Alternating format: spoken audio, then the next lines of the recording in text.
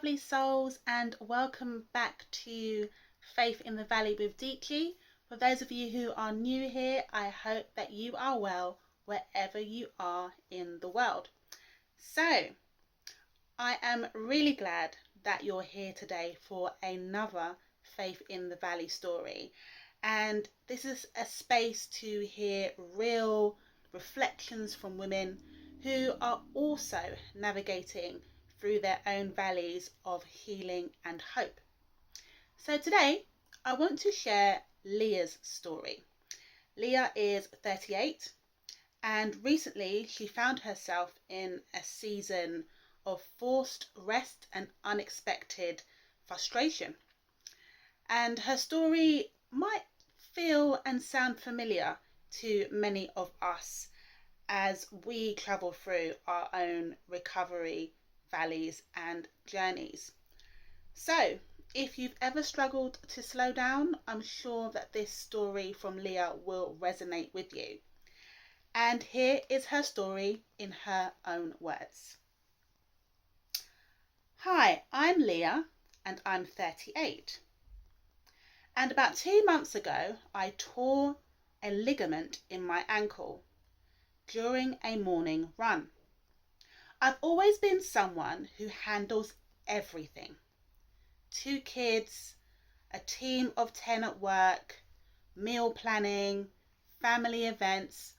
I had a very specific rhythm, a routine. But that morning, one wrong step on an uneven pavement changed everything. The doctor said I would need 8 to 10 weeks of rest, including physiotherapy. I didn't hear the word rest as a gift. I heard it as a failure. Suddenly, I couldn't do the school run. I couldn't stand in the kitchen for a long time. I couldn't even walk from room to room without asking for help. The physical pain was one thing, but it was the mental weight that caught me completely off guard. I cried one night in the bathroom, just sitting on the floor and whispering, God, I am falling behind. I don't know what to do. But it was in the quiet, with no noise, no motion, no demands, just me and the ache, that I felt God remind me, you're not behind, you're being held by me. It was like God was untying my worth from my level of productivity. In that stillness, I opened up to Psalms 46 verse 10. Be still and know that I am God. And for the first time in a long while, I just let myself be still, which I hardly ever do with intention, because I am always juggling and doing almost everything. Recovery hasn't been perfect. I still have days where I feel guilty for slowing down. I still have days where I feel guilty for not doing things quick enough. But I'm learning that healing isn't laziness, and that resting with God is a holy kind of strength. If you are in a slow season, I hope you know that you are not behind. You are being restored by God.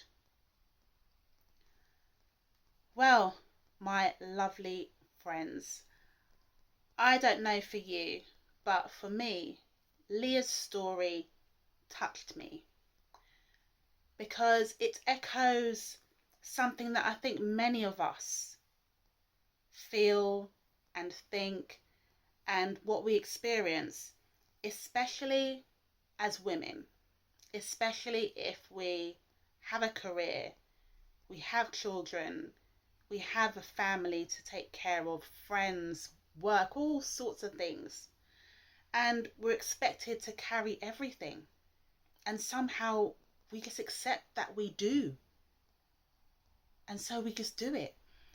And amongst all of that, we continue to show up for everyone.